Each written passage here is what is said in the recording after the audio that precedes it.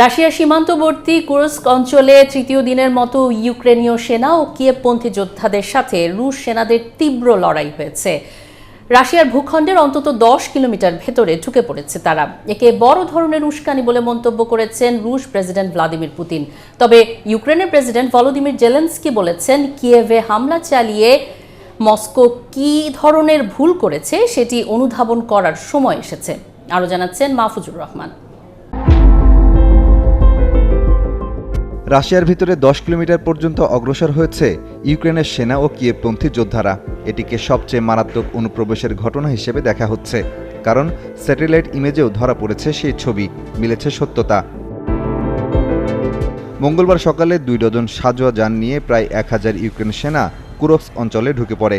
এমনকি সেখানে কিয়েভ সেনাদের কাছে রাশিয়ার বর্ডার গার্ডের বেশ কিছু সদস্যও আত্মসমর্পণ করেছে। যুক্তরাষ্ট্র ভিত্তিক সংস্থা ISW বলছে, কুরস্কে রাশিয়ার অন্তত 2টি প্রতিরক্ষা ব্যুহ এবং একটি শক্ত ঘাঁটি ছাড়িয়ে সামনে অগ্রসর হতে পেরেছে ইউক্রেন। এই পরিস্থিতিতে ওই এলাকা থেকে বাসিন্দাদের সরিয়ে নিচ্ছে রাশিয়া। শুরুতে কোনো মন্তব্য না করলেও পরে অনুপ্রবেশকারী সেনা এবং যোদ্ধাদের হটিয়ে দেওয়ার দাবি করেছে রাশিয়ার প্রতিরক্ষা মন্ত্রণালয়। তারা বলছে, মঙ্গলবার 1000 ইউক্রেন সেনা, ট্যাঙ্ক, সাঁজোয়া যান সহ রাশিয়ার মাটিতে ঢুকে পড়েছে, যা যুদ্ধ শুরুর পর প্রথম ঘটনা। তবে এরই মধ্যে রুশ সেনারা ইউক্রেনের 7টি ট্যাঙ্ক, সেনা সদস্যদের পরিবহনের 8টি গাড়ি, 3টি পদাতিক বাহিনীর গাড়ি, 31টি যুদ্ধবহরের গাড়িসহ মোট 50টি সাঁজোয়া যান ধ্বংস করেছে। রাশিয়ার এসব দাবি নিয়ে এখন পর্যন্ত কোনো মন্তব্য করেনি ইউক্রেন। তবে দেশটির প্রেসিডেন্ট ভলোদিমির জেলেনস্কি বলেছেন, ইউক্রেনে হামলার পরিণতি অবশ্যই রাশিয়াকে অনুভব করতে হবে। রাশিয়া আমাদের ভূমিতে যুদ্ধ নিয়ে এসেছে।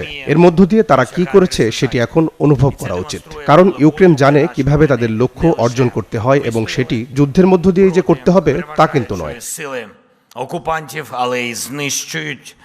এদিকে কুরস্ক অঞ্চলে ইউক্রেনের অনুপ্রবেশকে বড় ধরনের উস্কানি বলে মন্তব্য করেছেন রুশ প্রেসিডেন্ট ভ্লাদিমির পুতিন। দেশটির পররাষ্ট্র মন্ত্রণালয় বলছে, নিজেদের ভূখণ্ডে কিয়েভপন্থী যোদ্ধাদের অনুপ্রবেশের ঘটনাকে সন্ত্রাসী কর্মকাণ্ড হিসেবে দেখছেন তারা। মাহফুজুর রহমান, ৭১।